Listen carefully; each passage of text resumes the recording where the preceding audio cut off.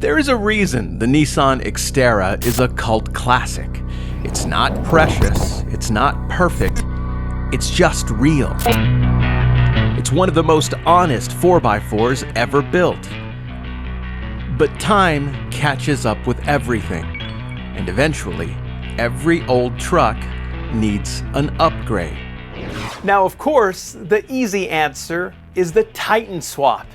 The wide track, long travel, legendary mod where you actually take parts off of a full-size truck and bolt them on your Xterra.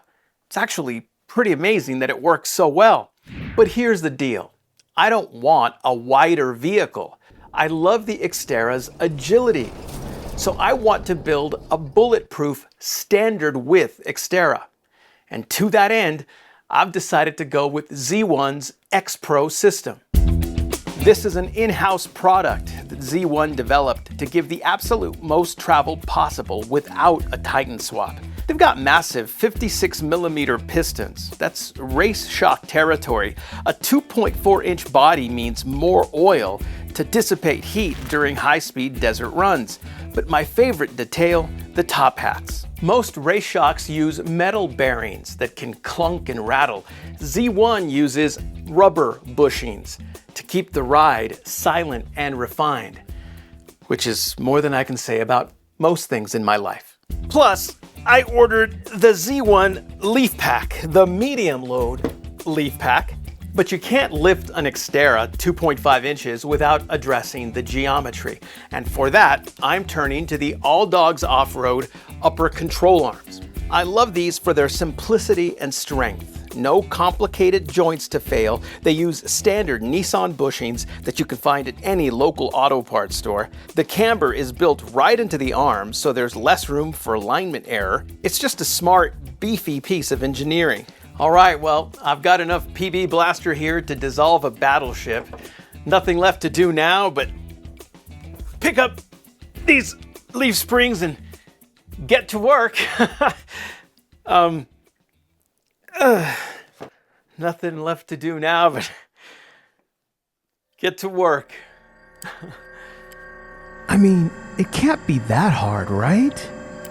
Just drop a 500-pound axle by myself?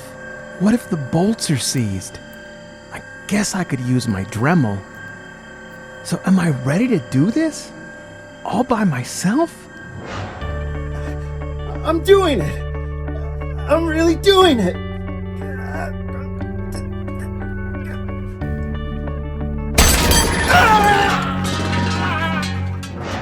You know what's also important? Supporting your local off-road shop. So let's take this to a professional.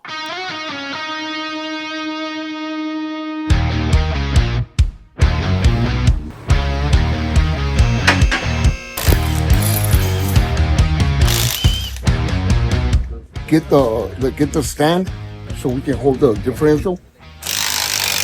On the eastern edge of El Paso, you'll find the talented crew at Desert Junkies Motorsports. For more than 7 years, they've been one of the go-to shops in El Paso's off-road scene. All this has to go off or else it won't straight. And today started with a total strip down. They made quick work of the factory leaf springs, and because this truck has lived its whole life in the desert, the old parts came off clean. No rust, no drama. Since I'm planning on actually using the suspension travel, they swapped in extended brake lines. And while the guys handled the tedious work of bleeding the system, I stepped into my primary role, project management. Now, the original Bilstein 4600s had served honorably since 2012, but it was time to retire. Up next, the new Leaf Pack went in with fresh shackles, followed by the rear shocks and a set of shock skids to protect the investment. That required a quick surgery to remove 2 tabs from the original mounts, but once that was done, the rear suspension was dialed. Now, by now, it was lunchtime, and while the crew stayed focused on critical torque specs without taking a break, I was busy managing a different set of tolerances. Specifically, the pepperoni to cheese ratio on a personal pan pizza I had ordered exclusively for myself. Up next, the AllDogs Offroad upper control arms. Now, they aren't necessarily bigger than the stock version, but they're designed to angle outward to avoid contact with the coil bucket and actually let the suspension do its job. And pro tip, getting the driver's side installed means cutting off a bolt. But AllDogs includes a replacement, so no issues there. After that, the new Z1 coilovers slid into place like they belonged there from the factory.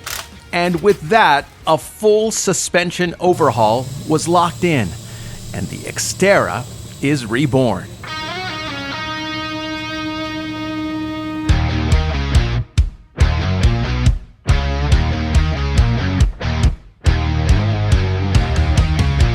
All right, so we've been to this stretch of desert before.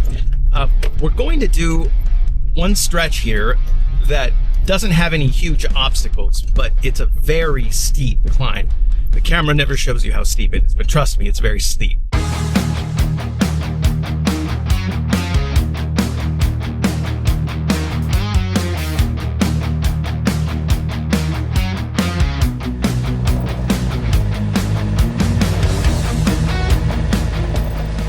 gonna go into 4 low right now, and I'm going to lock the rear differential.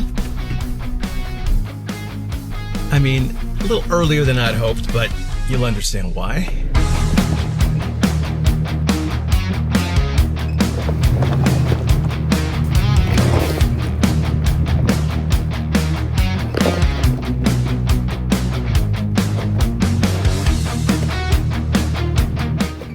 Wow, that's impressive. That's a big ledge. Bigger than it looks, I'm sure, on camera. No issues at all. That's cool. All right, so we already knew the Xterra is a great climber. That was never in question. What I can tell you is I do feel like this suspension now is giving me a much more planted feeling. I feel the back end previously was pretty squirrely. So with that 2.5-inch lift and the 33-inch tires, the clearance is just so much better, and I really feel like 33s are the sweet spot on these trucks.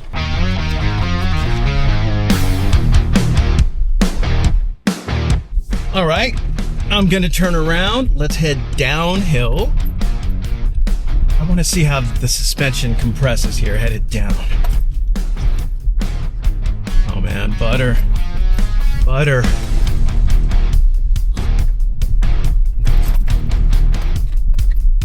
I mean, previously on rocks like this, I was getting some big dips, especially on the back end. It's cycling perfectly now. No rubbing, nothing.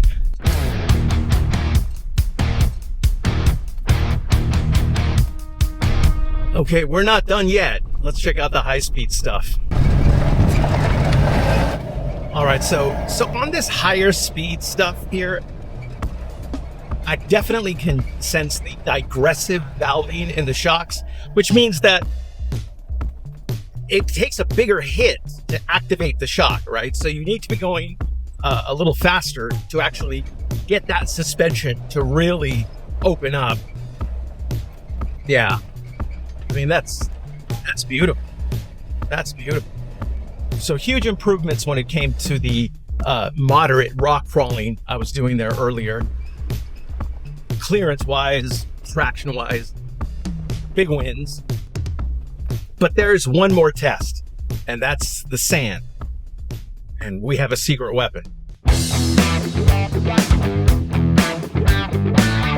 Okay, so this is my friend Tony. He comes from the world of finance, but his uncles were once the undisputed kings of car stereo installation in El Paso. So this kind of stuff is in his blood. See, I don't know how those lock on.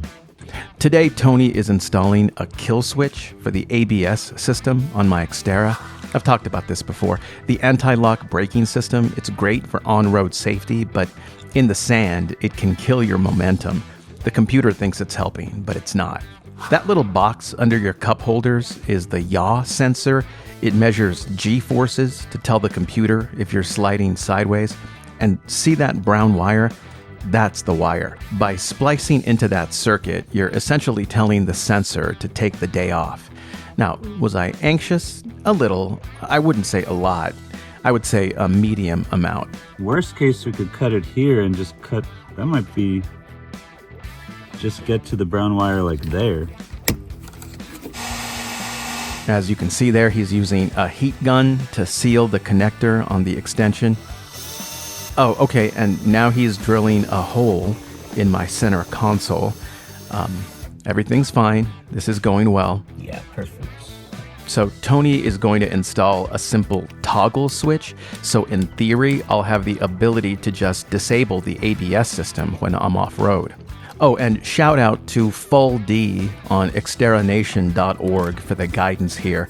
Now, he didn't exactly encourage this kind of behavior, but I'm told that hacking into the electronics of your truck is a very normal thing to do, and the forums are never wrong. Okay, feeling good.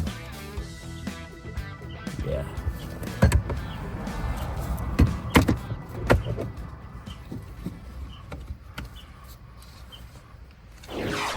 Okay, so here we go. I'm going to flip the switch on the kill switch that we've installed here. That turns off the computer. It interrupts the circuit. The computer no longer tries to put up a fight, so no more ABS system, no more anti-lock system. This will be a true analog experience in the sand. So here we go. There it is. Let's do it.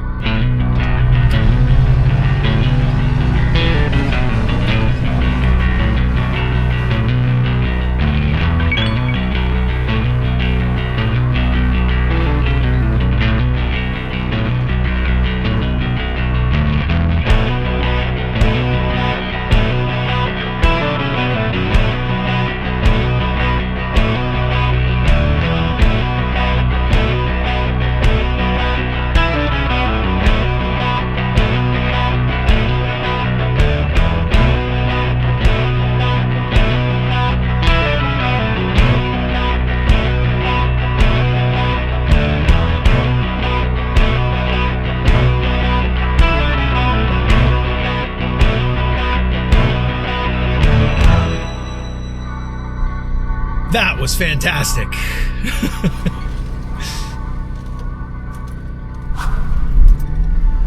Okay, so we are stuck behind a slow-moving, albeit patriotic, ATV. So this is a good opportunity for some closing thoughts. That was a really quick shakeout. That's really just a proof of concept, and everything coming up roses here. The suspension, obviously, a huge upgrade over the original system that, you know, was quite old. As for the kill switch, chef's kiss.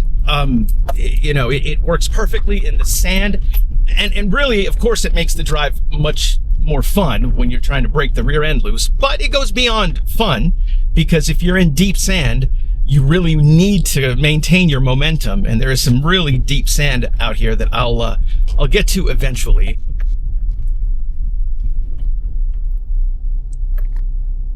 All right, so this guy has come to a complete stop on the trail here. He's backing up. Hey, yo!